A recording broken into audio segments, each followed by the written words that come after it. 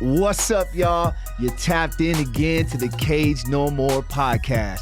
This podcast is all about addiction, all about incarceration. Now, this podcast is brought to you by the Renaissance Ranch in Bluffdale, Utah, a leading men's treatment center in the country. So if you or anybody you know is struggling with addiction or needs some type of help to tap in and become the best version of yourself, make sure you go to www.renaissanceranch.net. Today, I got my special host today, my boy Tyler Cole, the doctor at the Renaissance Ranch. Doctor, such a great man. I had to bring him in to do this pod with me. But today, we got a very special guest. Such a great man, multi-platinum recording artist with the Neon Trees, my boy Branden Campbell. Branden, how you doing? Hey, Branden boy. Branden, oh, man. I felt like I had to get you in, man. You know what I mean? We're going to get into your story, but you know, when I met you, you had such an infectious energy about yourself. And at first, I didn't know who you were, right? Which is great. Yeah, absolutely. which is what it's all about, you know? Yeah. And then when you kind of went into it, dude, my daughter was such a fangirl, dog. So, dude, I was supposed to have her here tonight. Now that I think about it, I just forgot. Dang it. But yeah, it's recorded. Tell us about yourself, bro. Introduce yourself and let us know about yourself, Mr. Branden Campbell. Yeah, I'm Branden Campbell. Man, I'm just glad to be here. Like, honestly, you know, and you guys have been so influential to me. Honestly, you know, but enough about you guys. Yeah, I do want to say something before we even get going. So I pop into the ranch and, you know, I get there and I start to see clients and whatnot. And I see this gentleman walking down the hall and his hair. I mean, I wish you would have brought your beautiful hair. Yeah. It is beautiful. And I thought, man, that is some wild hair. And then when he turned around, I'm like, oh, I know who that is. But I didn't say anything because I didn't want to, you know, be all weird about it. A little bit. But I love the Neon Trees. I love Branden more than ever, more than life itself. We've had some deep connections. Absolutely. And that's what this is really about. Once you get past the stardom and whatnot, this is a genuine soul. So Absolutely. nothing but love, dude. I'm glad you're here. Yep.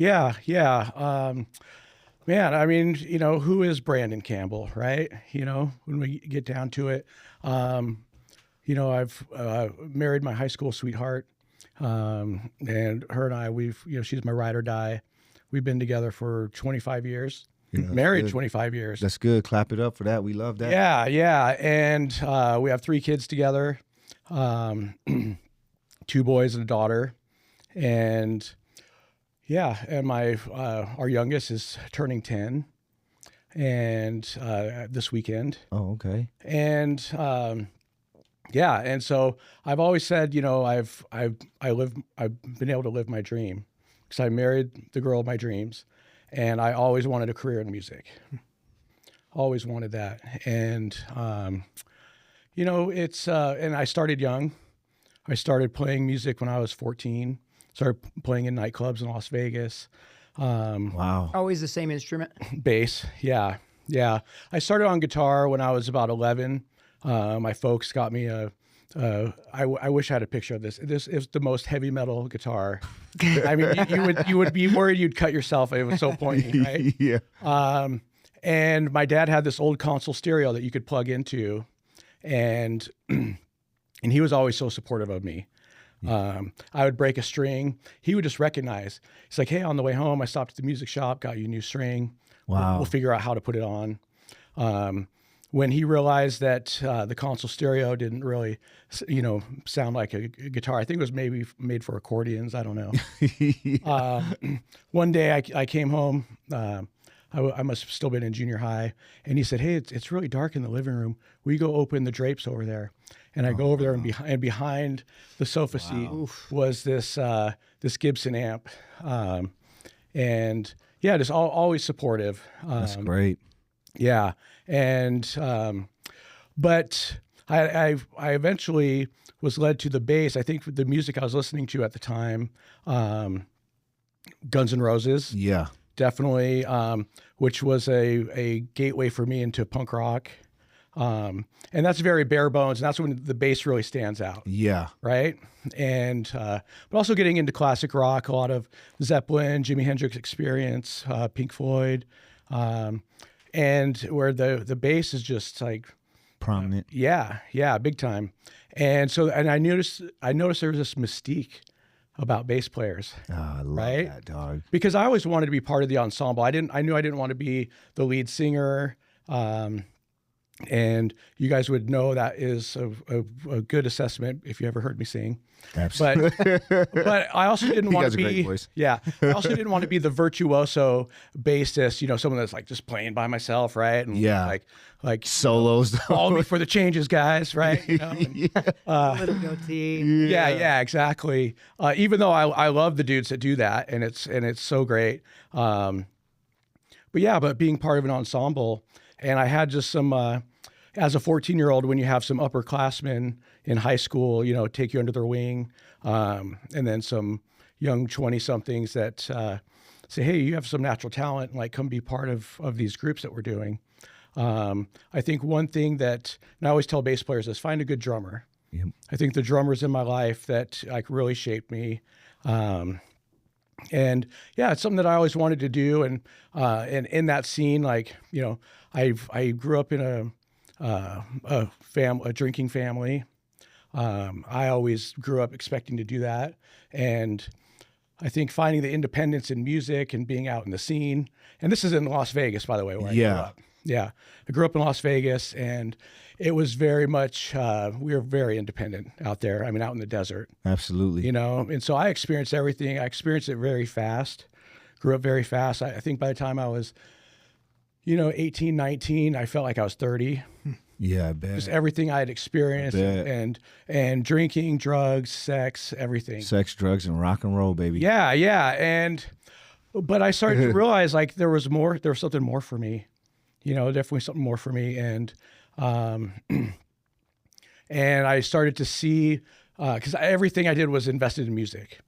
And that's where because growing up, like definitely there was a lot of emotional abandonment. Yeah. Again, like seeking that independence, and because I was trying to find my tribe. So when you say emotional abandonment, because you were just mentioning how your father sounds like he was emotionally supportive. So when you say emotionally abandonment, let's describe Well, that. also, I mean, while my dad showed up in certain ways that we never talked about feelings in our home. Oh, okay. There wasn't no emotional honesty. I knew when my folks were mad. Yeah. We didn't, there's things that went down, like my dad's brother took his own life. Oh, yeah. Sorry to hear that. Unfortunately, when we were young, and never talked about it. And, and it was these things where like, we just, I knew my parents cared, like, hey, you're not in jail, you're not in the hospital. Right. And it's hard to be a parent, Yeah, absolutely. I can look back now, like when you cross that threshold of like, wow, I'm this age, when my parents moved. We moved us to Las Vegas. I actually was born in Iowa. And I remember, and this is something that I assessed recently, where I would always say, everything that is good in my life came because my parents had the guts to move west, right? Okay. And through Vegas, a lot of the things that came to fruition in my life came through that path. But then I also look back at that time that we moved. It was really hard for me, and I really felt like I was on my own. I was misunderstood. And I had this contrast of, these unresolved feelings, this emotional trauma. Yeah. Right. And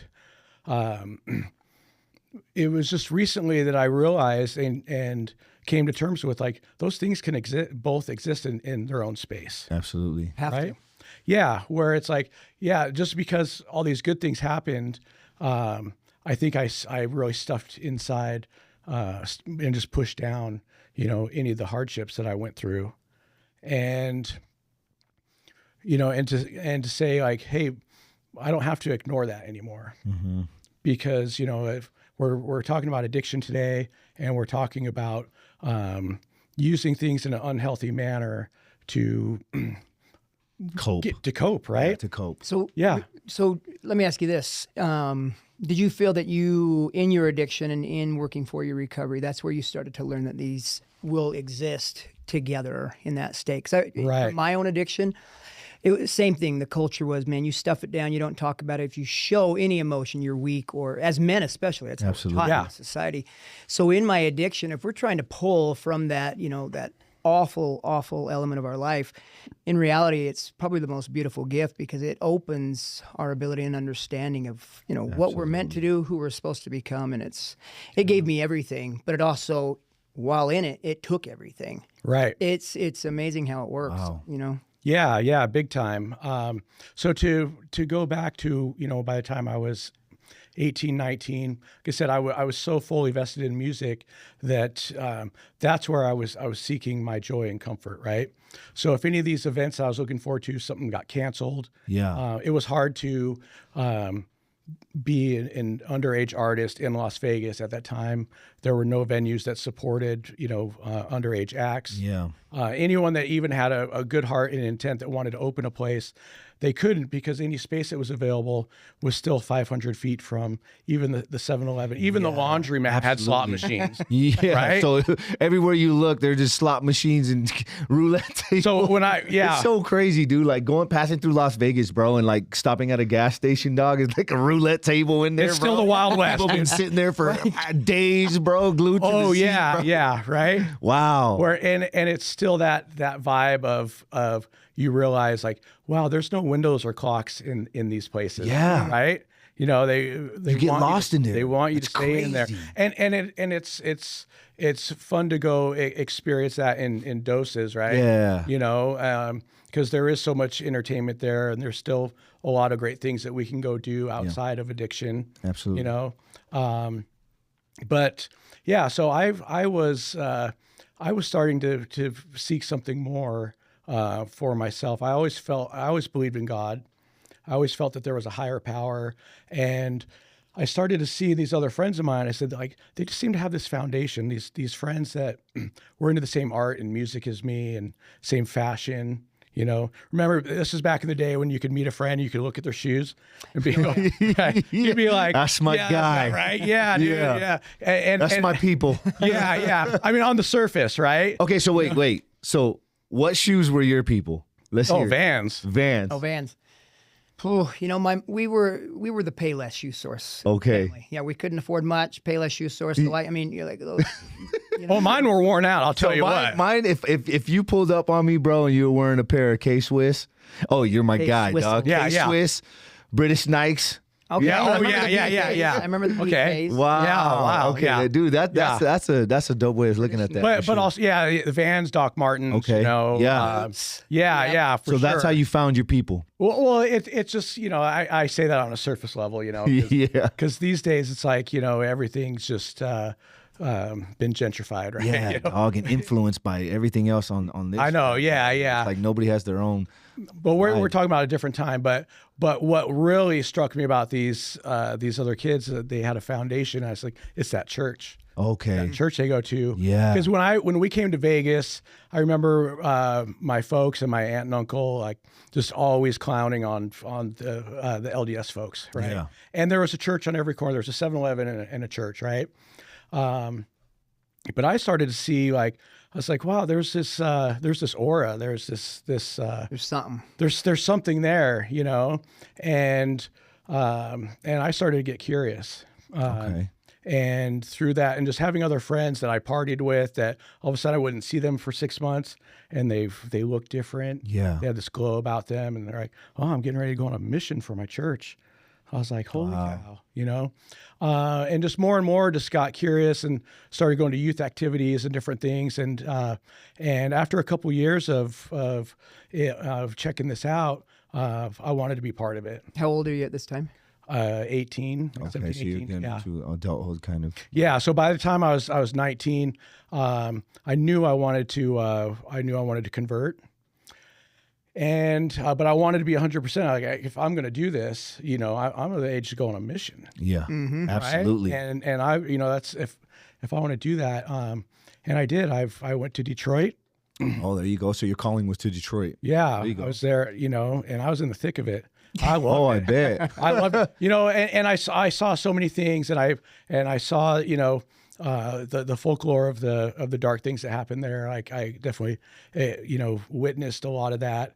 But at the end of the day, like everyone respected us, because even people that aren't in it themselves, they have a mom or a dad or a grandma or a cousin that's in the church, Absolutely. a church, right? Yeah. I loved rolling through some of these smaller communities, and you could hear the organ playing at the church on the Absolutely. corner, right? Presbyterian or some Baptist. Just Oh yeah, I went to some tent meetings. I'll tell you what, some priestesses. Yeah, absolutely. Right, the priestess comes, Yeah, right? And bro. she's like, in a tashiki gown, right? Yeah. And The culture is thick, bro. Out dude, there it was for rad. sure. It was rad, and because of my background and upbringing, we met so many people that I was able to jive with, right? Absolutely. And it's just meeting good people, and I love that. And coming back from that, I was in this position where I felt like, because everyone's like, "Are you going to start doing music again?"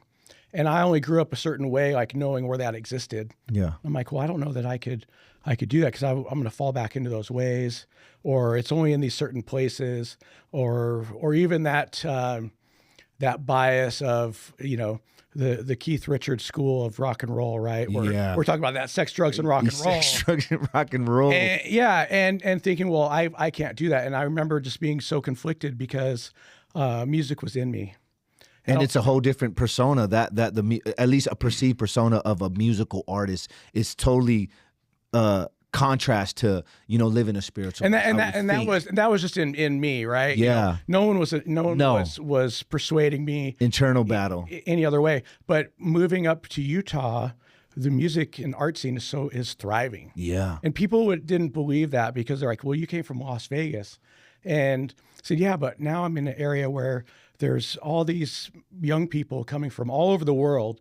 And we have, 3 universities now, just between UVU, BYU, the U, Yep. and all these young musicians. Because for me growing up, I grew up playing punk rock, and that was the predominant local scene in Vegas. Oh, okay. Only usually it was older people that played blues and jazz or bluegrass or folk music, right? So now I have these young cats that are bringing that, and it was just amazing to meet so many people that I could also share values with, that were just artistically deep, Yeah. But I remember, but still, like, I would never do that professionally. And how do you do that? And it took a lot, but I just remember being kind of heartbroken. I don't know if you remember that movie, That Thing You Do, with Tom Hanks. Oh, yeah. Boy band. I think I remember it. Yeah, they have Yes. that pop band, Yes. right? And that first time that they hear themselves on the radio, and they're jumping up and down, and they go back in the dude's dad's appliance store, and they're like, "Oh my gosh, we can't believe it! It's so great!" I'm watching this with my roommates in college, and I have to excuse myself to go in the kitchen and cry. Wow. So I'm like, I'll never have that, Yeah. And I want that so bad. Oh.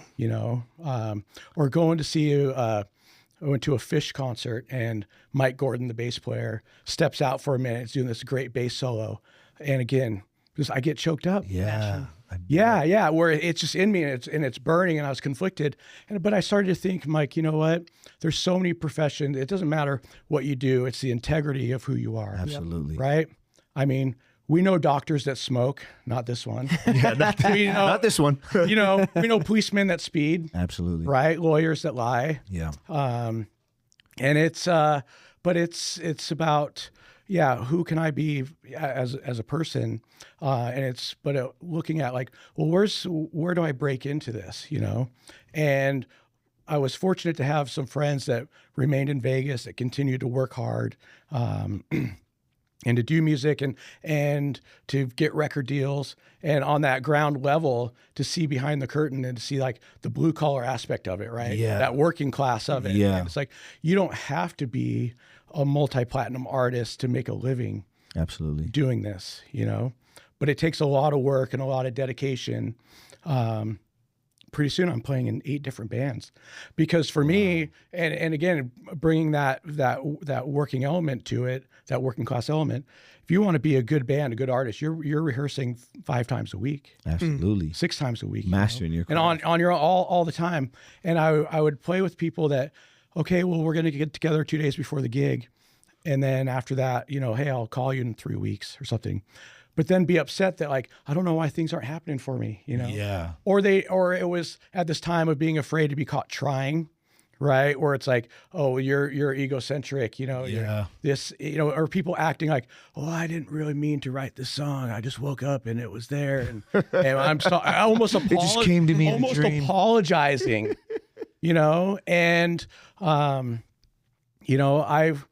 I was just so let down how everything became overproduced, and it wasn't until I started to find some good indie music again, going back to my roots, and just seeing the energy and the excitement that was in that, and getting back into, because for a long time I spent time just kind of going backwards in music. I got an upright bass, Yeah. getting into Americana, bluegrass, jazz, stuff like that. But I slowly made my way back to rock and roll and pop music. Yep. When I say pop music, I think of like, Tom Petty or the Talking Heads, stuff like that. Like pop sensibility. Yeah. I want, when I'm sitting here listening to this, and I know the people listening to this as well, you can just see this shape take place, or kind of this path take place, and there's no coincidental. But the interesting fact is, you talked about spirituality. I'm a spiritual, guy as well. And as I sit back and I'm listening, like, just how this was so structured in a way, heaven's open for you. Absolutely. Yeah. And, it is being structured in a way, and it's like, what am I supposed to do?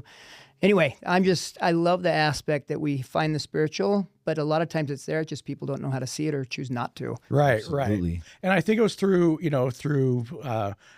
good living and creating goodwill around myself. And that's important to note, because eventually I lost that way. Mm-hmm. Right. And again, it's after getting everything I dreamed for. Sure. Right. Absolutely.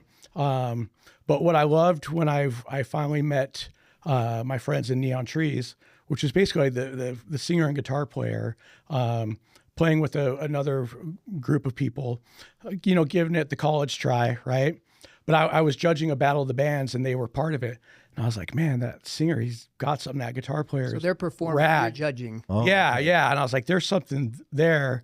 And our drummer, she was playing in a lot of other groups, as a drummer, but also as a singer in other things as well. And again, like me, inserting myself into all these different projects along the way, just Staying active. just found myself, in the right place. Yep. Right. Because I think that's what it's about. We can complain that things aren't happening for us, or we put our head down and we do the work. Yep. We don't speak ill of others. Yep. Right. And Love it's just that. like so that when someone suggests you, there's not that, but I should tell you, but this or that. It's like, what a great person to be around, and that's how it was with these other cats too. And eventually came the time to where, like, hey, if they want to get serious. I've always wanted to be part of something where there's the talent, there's the guts to shake your moneymaker, right? Absolutely. Because again, this was a time where it's like, we don't want to be caught trying, and here's artists that are like, no, like, we're just going to put it out there and do this and be willing to try. Yep. And I thought, that's something I want to be a part of, and when they gave me that opportunity, first I said no. So Yeah. did you, So you said At first I said no, because they they approached you or you approached them? they approached me, Uh-huh. and they said, listen, our other guys quit because we want to go to California and start working with this producer. We can go there and live for free. And we really want to, for a time being, do this. And I thought, because my experience was people would go to a certain length and then give up, Yeah. and I was already married. I already had 2 babies, and I thought, well, I'll be there for you 100%, but I'm not going to go to California. And so they went, and they had a friend go with them. And I was now at another concert watching bands that, a couple months go by. I was watching some bands similar to the Neon Trees vibe, very modern and alternative. Yep. And I was with my friend that's a popular drummer, and his band had taken off. And he's like, well, what have you been doing and lately, And I said, yeah, I was doing this project, but they moved, and I feel like I need to be part of it. And right then our singer texted me. Oh, okay. And he's like, hey man, like the guy that came with us, it's not really working out. And what are you doing? And I remember and my wife was with me, and I told her, and I said, I'll call you guys Monday. And I said, well, how about if I come down there? Let's just see if that magic that we had, because I played with them a couple times. Yeah. And it was the best. Oh. They went to California. I stayed. I went on tour with someone else, with the folk artist, the whole time thinking, I wish I was playing those Neon Trees songs. Yeah, I bet. It was so exciting. It was so fun. And so I went down there. I said, let's write some stuff. Let's work together. Let's just hang out. A lot of people can play, but can you just hang out and be friends, right? Absolutely. And by the end of the weekend, we were taking band photos, right? Oh, wow. We're going to make this work somehow. And my wife was totally on board, because prior to this, she's like, I think you need to do music full time. Yeah. And when you get the green light like that. Oh, yeah. Absolutely. Right? From one of your main supports. It's rare. Yeah. And I come back and He's saying it's rare. It is. It really I've deep. and shout out to my wife, because shout out to wifey. I've had a lot of friends say, like, you're so lucky. There's no way that that my partner could feel okay with me. Yeah, traveling that. the country. Well, especially with music. It's a gamble. Yes, Absolutely. like how many people do we know? Like I know one that make it so big in music, and for your wife to support you, that's huge. Yeah. Yeah. That is the support. Period. Yeah, We dude, need- oof. My so growing up, me and my brothers, we had a rap group, bro, and we came close to getting signed too, and we were doing it for years. And my wife, she stood through all of it, bro, and going to the shows, missing shows sometimes, but she pretty much went to every show. But later on, once it was like getting too much, there was a choice. You come to a choice that has to be made, bro. So I totally get that. That's great. And I respect the people that can do that, right? Because I do see a lot of people in the local scene that just because they didn't make it or get a record deal doesn't mean that their work and their contribution to the arts isn't authentic and amazing. And these are people that could or should be on big stages, doing big things, And some of them are so humble as well that are part of big things, and you don't even know, you got to pry it out of them, absolutely. kind of thing, and. Yeah. What I was going to say is I started thinking about this is in regards to career base and whatnot, the wife supporting us. I call it my bride, my sweet bride. Yes. Think about our addictions. I mean, they went through hell. Bro. Hell. I mean, it's indescribable. And we don't know it from their end because we're all after supporting you through everything. Yes. Right. And say you have everything. I've been there to support you through everything. And you have all this and you squander it. Yeah. And it's and so, to wrap up what I was sharing, I came home from California, and she said, well, what do you think? And I said, you know what, they're great. Like the magic is there. And I said, we love staying up and watching all the musical acts on the late night shows. Yeah. And always seeing our favorites or finding new people. I said, we're going to be putting on our pajamas in like a year or two. These guys are going to be on TV. And if I'm not there, we're going to be kicking ourselves, Yeah. And she said, let's go. Let's do it. And almost 2 years to that date, we debuted on Jimmy Kimmel. Wow. Yeah. He was. Love that. What year was that you debuted? Do you remember? 2010. 2010. Yeah. Bringing it in. Oh, Yeah. so dope. For over 20 years, Renaissance Ranch has been on the front lines, battling the darkness and disease of addiction. It has been our mission and passion to help men reclaim themselves and remember who they truly are. Fathers, husbands, friends, leaders, Sons, and brothers. The road has been paved, and the recovery journey is real. We've all experienced the journey from addiction and darkness back to the light of recovery. We do it together. Together. Together. together. Let us fight with you and help you find yourself again. We are the Brotherhood of Renaissance Ranch. We are the Brotherhood of Renaissance Ranch. We are the Brotherhood of Renaissance Ranch. Join the fight today.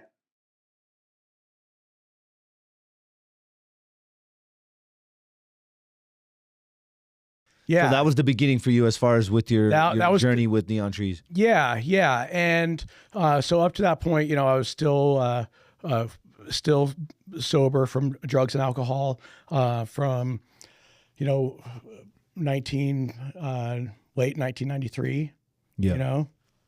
And so, yeah, so it was, it was a lot, you know, of that time. And, but eventually, you know, when I talk about, you know, finding a new direction in life, but, and I found a career in music, I found spirituality, I found love and family. Absolutely. But there were things that were unresolved inside of me.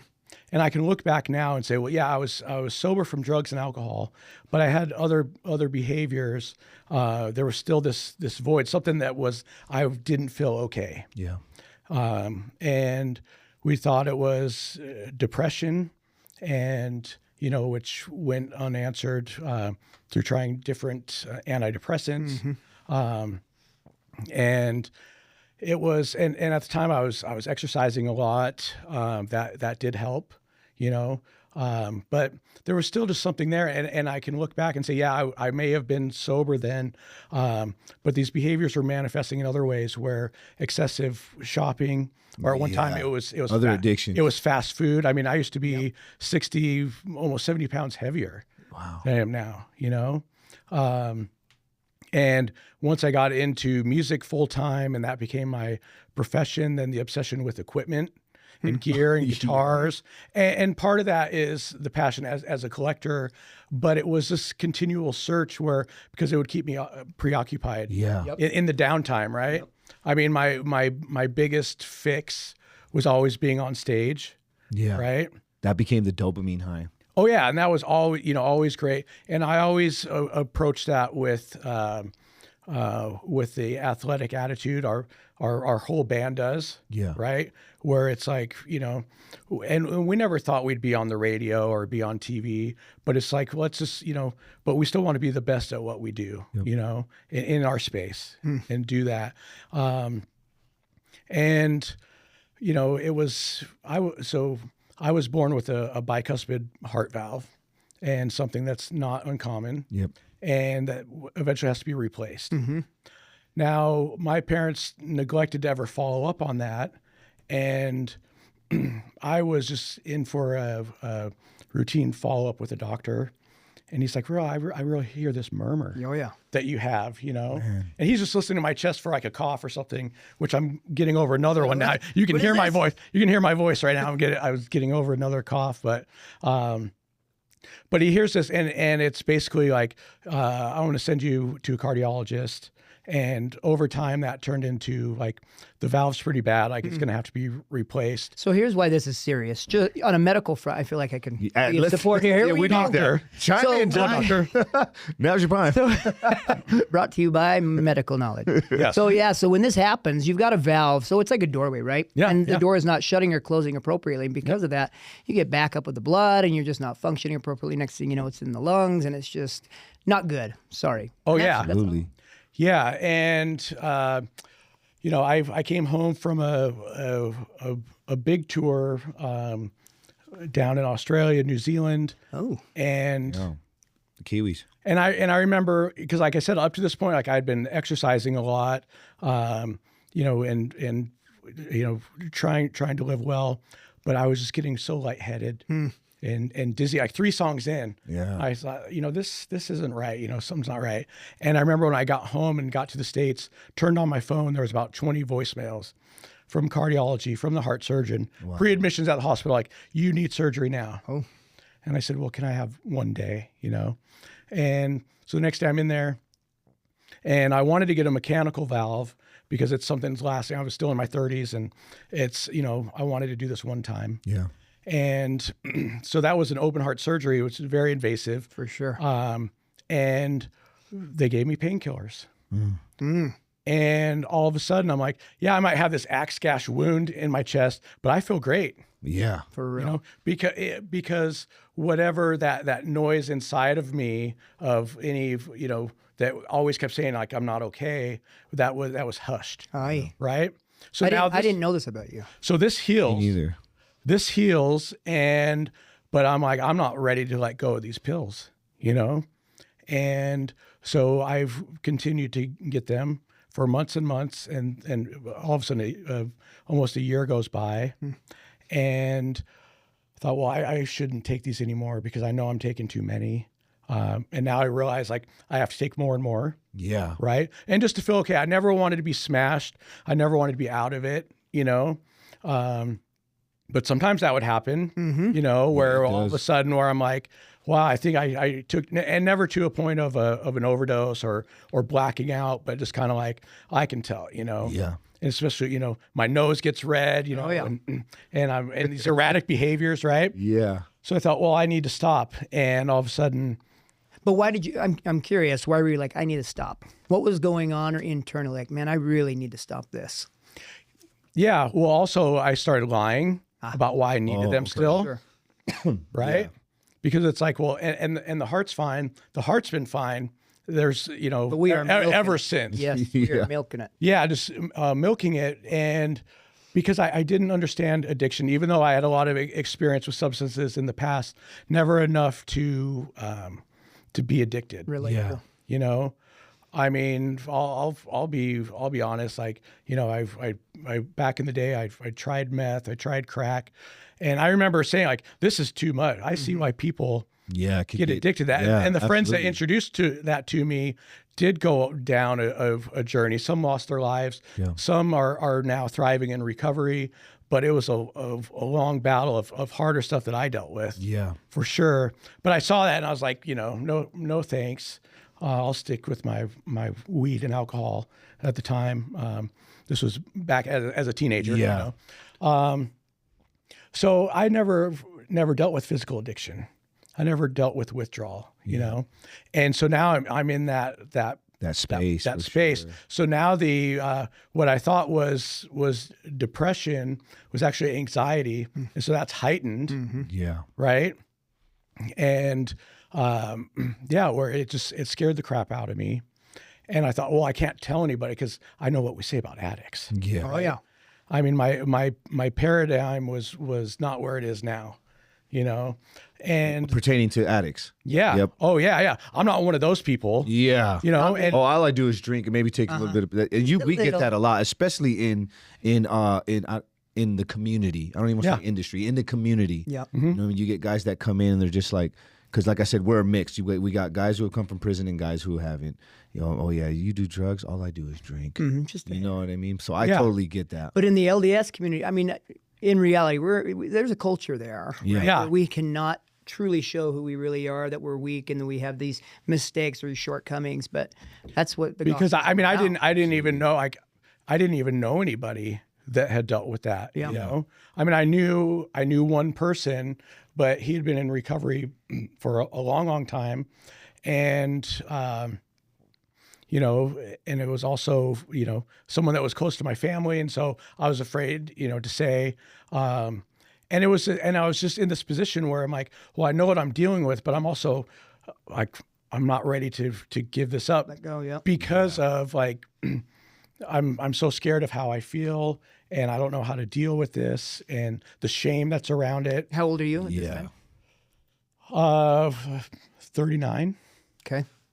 Yeah. And actively in the band at that time. You're touring with Neon Trees. Yeah. And so it's also that too, where because right after my surgery, right when we got the green light for me to be able to travel again, which was about 21 days, we're flying out to do Jimmy Fallon. Yeah. Right? Oh. Hanging out with the Roots. Absolutely. You don't pass that the up. Roots, boy. Right? Shout out to the Roots, man. Yeah, you don't pass that up, you know. But my immune system was still so wrecked from this invasive surgery that I contracted strep while I was out there. Yeah. And so now I think like, now I'm like, you know, I'm going to die on the road. Yeah. You know? But all of a sudden it's time to go do that performance and it just turns on, right? You turn on. Yeah. Yeah. Performer and you turns on. With personal stuff that goes on in the band's life, your life, did you guys ever create any songs based around those things? Or no? Our singer does. Everything's autobiographical. Oh, gotcha. Yeah. Yeah. I love that. And so, I always say that the Neon Trees is exploring the human experience, you know, in real time. Yeah, that. definitely.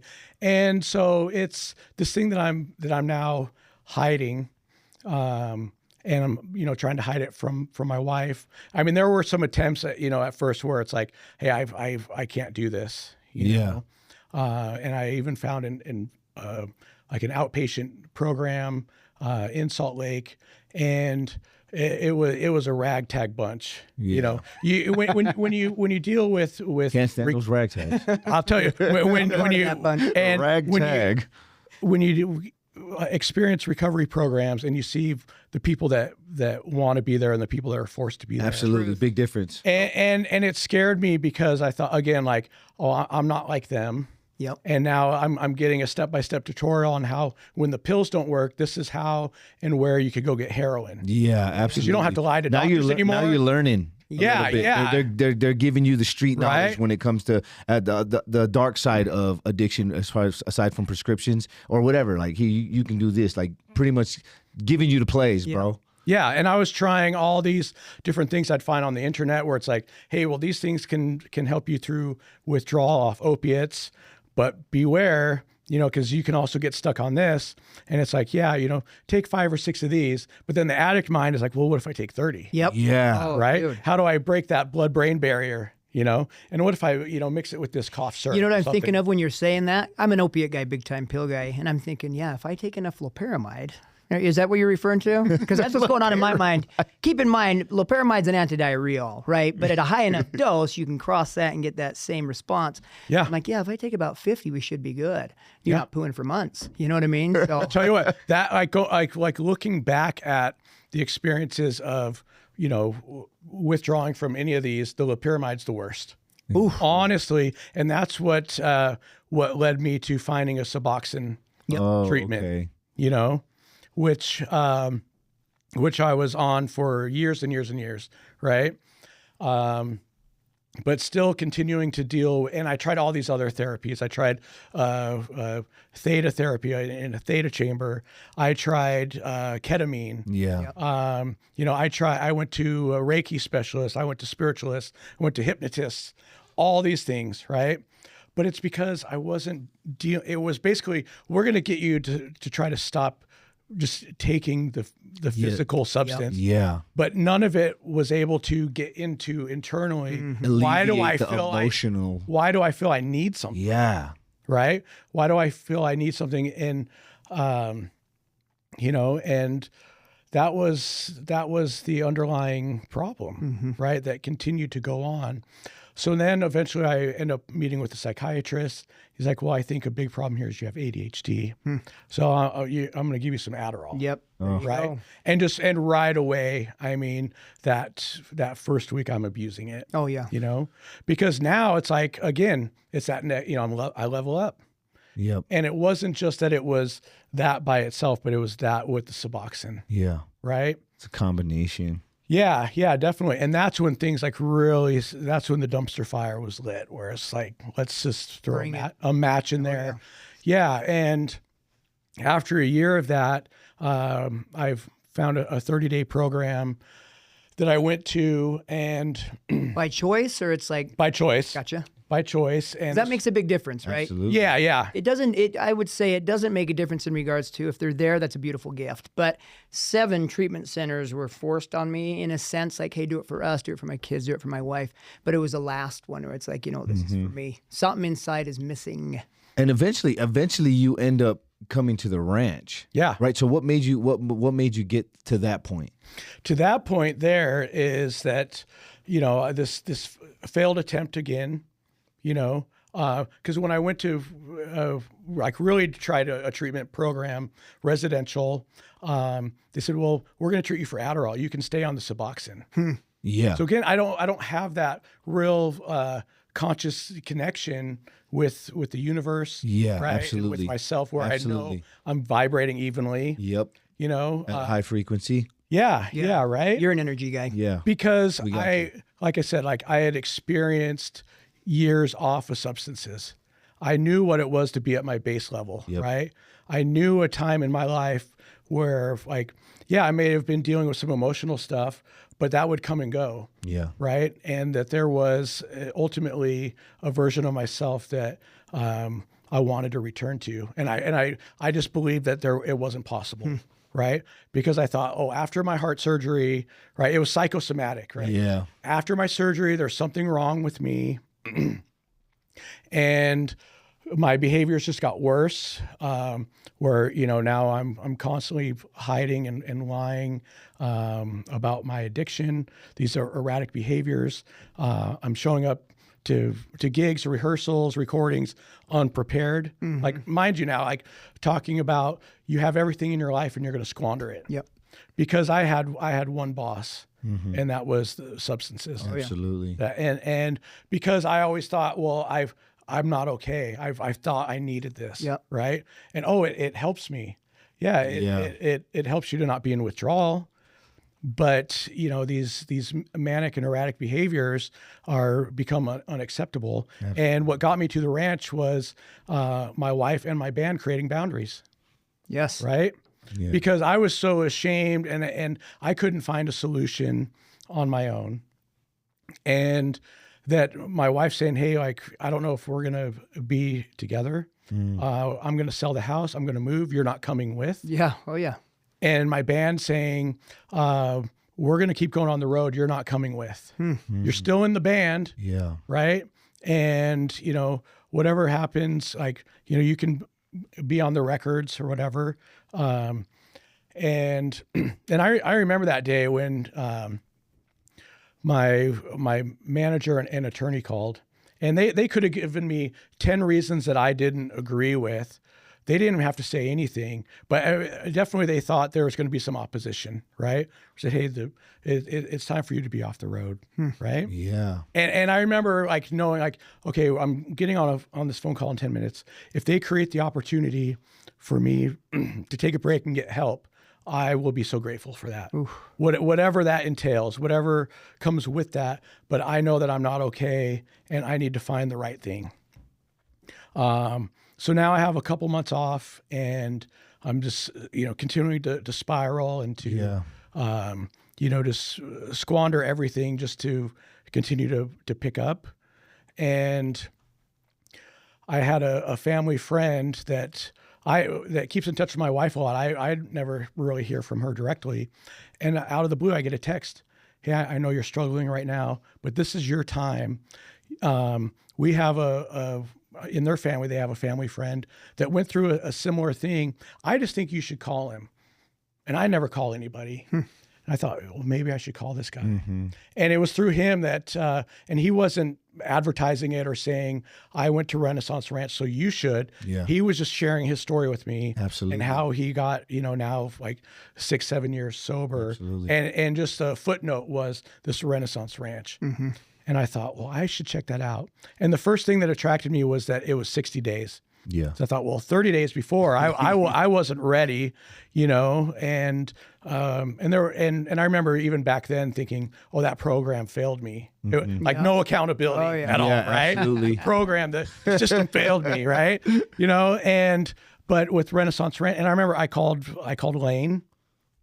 He's the man, our admissions guy. Yeah. He's a savage. And he said, well, let me look over everything and call me in a couple of days, and I didn't.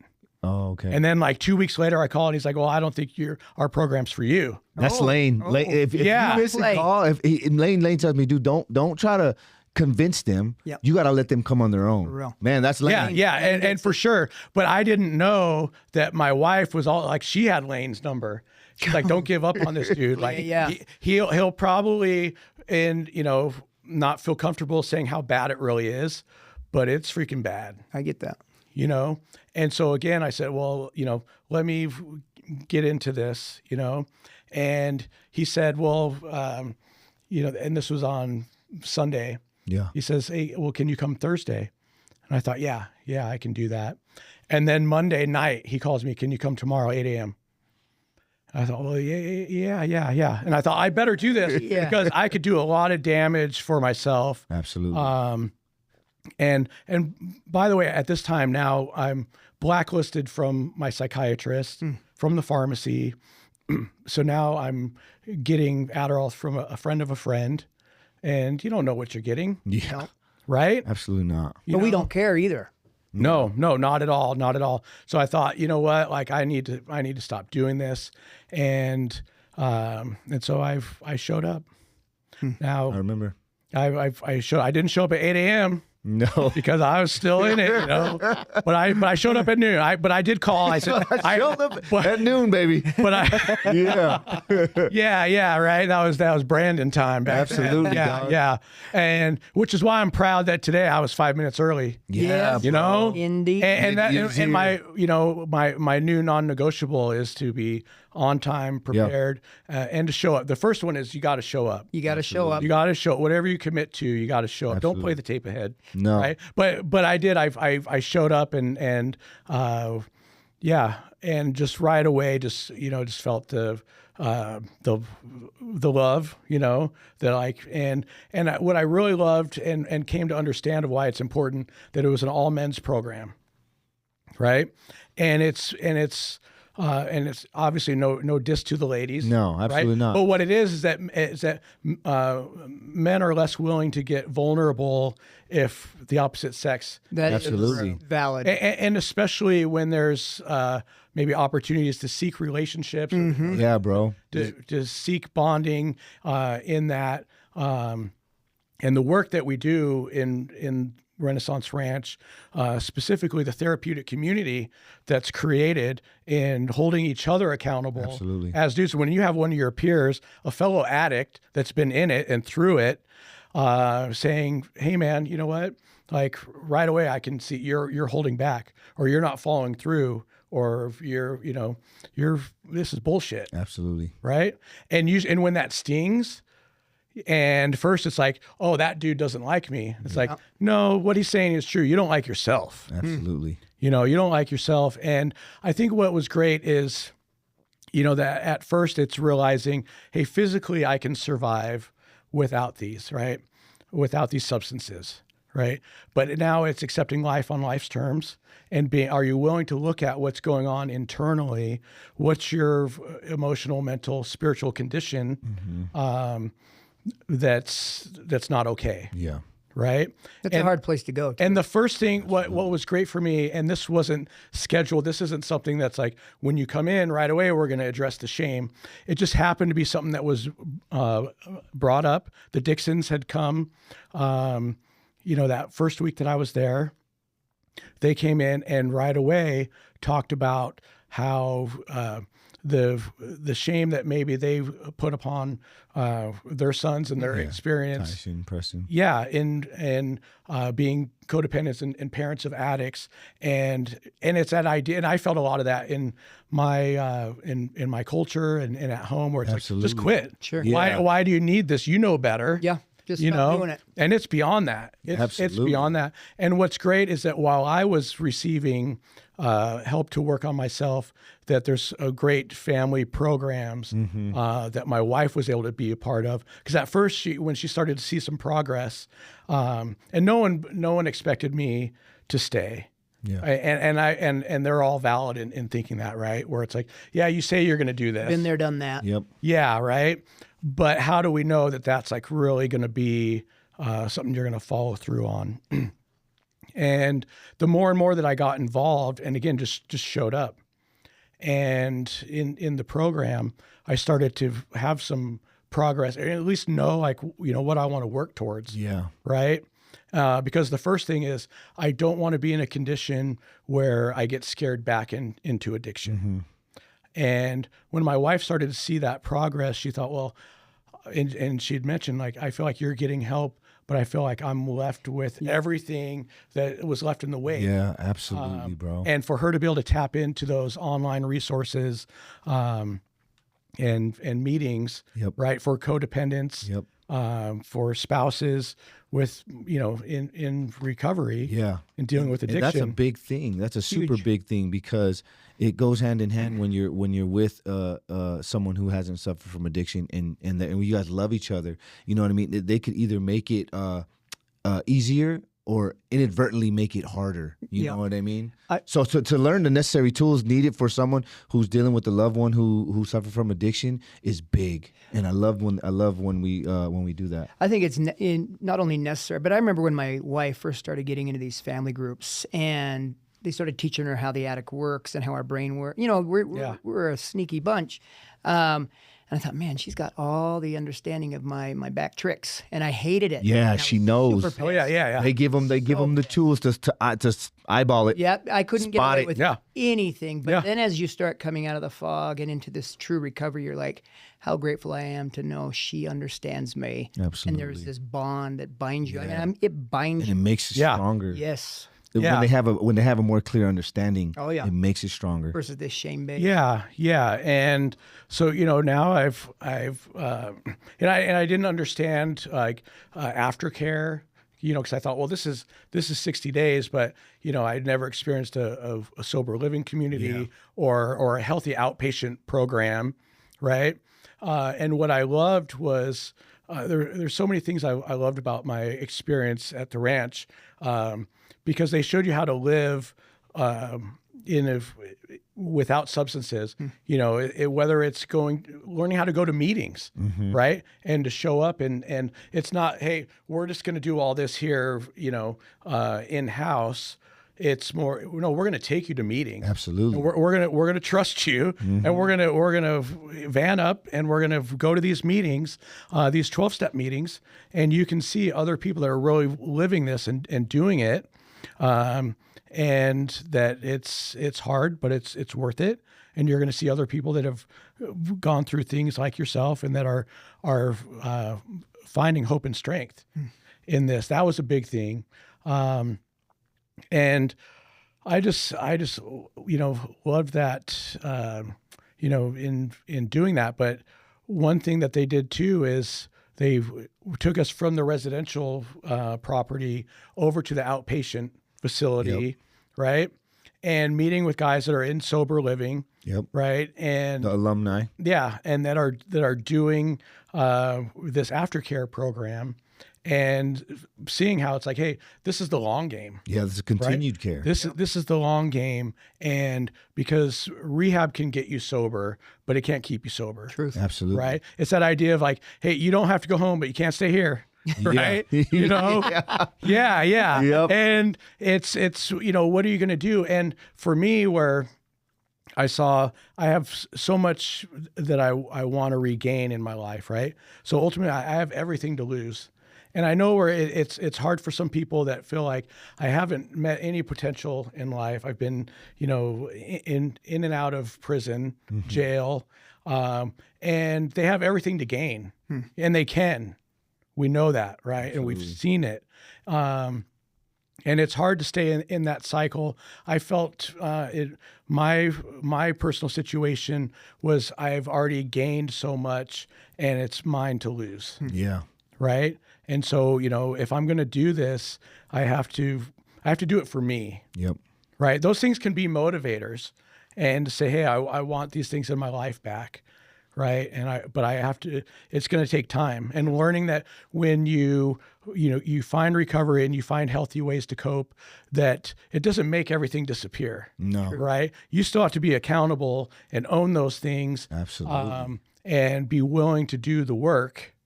And as much as that we can make amends, it's up to our people on their time and their schedule to be able to accept that, or to keep boundaries or create new boundaries, whatever it may be. But it takes time, and I love that opportunity through living amends. Yeah. So I think for me, where in the past, where I'd always make excuses for myself, and whether it was for any of my behaviors, right? And I could manipulate. I was great at manipulating because I was afraid of anything that could cost me from being separated from my substances, from my comfort. Oh, yeah. Absolutely. Right? And because then that's when the anxiety kicks in, and now I feel I'm even in a worse condition. I'm going to isolate, and then I'm not going to show up at all. Right. And this is the mixed up mind, right, of thinking that. And so in making my amends, where it's like, hey, I'm not going to try and over explain things. Like ultimately I need to give you the space to share with me some of your grief. I know I've caused a lot of PTSD, a lot of trauma. Speaking to your bride. Yep. Yeah, and my bandmates. And the band. Yeah. Yeah, and whoever else it may be, you know, like that I feel I need to make amends with, for not showing up for myself, and eventually risking everything that these people have given to me, you know. Absolutely. Friends, bandmates, family, everything, and to sit with that, right? And to sit and listen and not respond. And because right away, my responses could automatically sound like I'm deflecting, you know, or let me manipulate and to say, you know, well, this is why. It's like, we know why. We know why I was in that condition, you know, but bring that to me. Let me sit with it for time as well, because I think I know these things. I know the things I did, but am I feeling it? True. Yeah. Am I feeling it? And am I willing to live with it and to keep that with me? Because I think part of the trauma that we put upon ourselves in our addiction. So, well, I want to put that behind me. But there's part of it that we need to remember and needs to stay with us so that we remember. I never want to go back. No. Man, I love that so much, bro. Branden, dude, I want to be able to get you back. I want to get you back so we can get. I feel like we could go on for hours and hours, bro.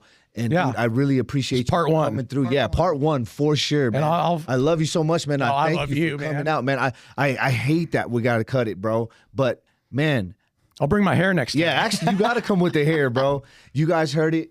We're going to wrap this up, man. But I just want to leave you with this thought, fellas. This is just part one. I just want to leave you guys with this thought out there. Addiction does not define who you are, but it sets the necessary building blocks for who you to become. That's all I kept thinking. Yeah, dude. I heard you. Yeah. Thank you. Until next time, make sure you guys like and subscribe. Appreciate having my boy Tyler. We're going to bring him back because I know you guys want to hear the rest. Appreciate y'all, man.